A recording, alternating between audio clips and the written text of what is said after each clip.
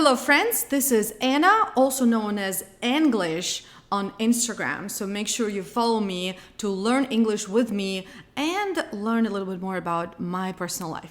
Just kidding, mostly English. Maybe I'm not kidding, so you go and check it out. Today, I would like to teach you how to be a better communicator in English, how to communicate effectively with different people in English. I want to teach you how to make sure people actually like you. Okay, so there are 3 tips that you need to know. Tip number 1, make sure you don't only talk about yourself. Yes.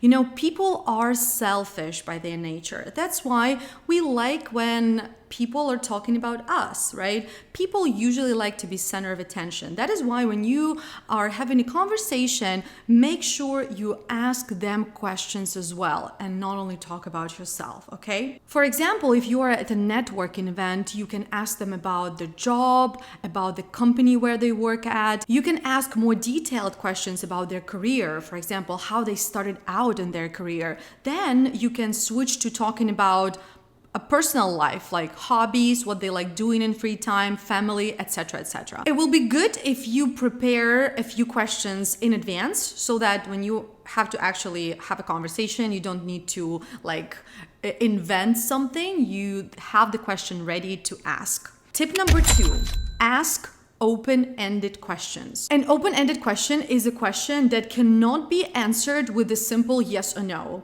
An open-ended question is the question that requires an extended answer. For instance, instead of asking, do you like your job? You can ask, what do you like about your job? So technically, an open-ended question is any question that starts with a question word. What, when, why, how, etc. Tip number 3, how to be a more effective communicator that everyone likes. Try to trade knowledge. What does it mean? To trade knowledge, this is when you teach them something and they teach you something. You can teach them something about work, study, or hobby related. It doesn't really matter. Real bonding happens when people exchange their knowledge. So try to do that. Let's summarize it now. Number 1, care about the other person. Don't talk about yourself all the time.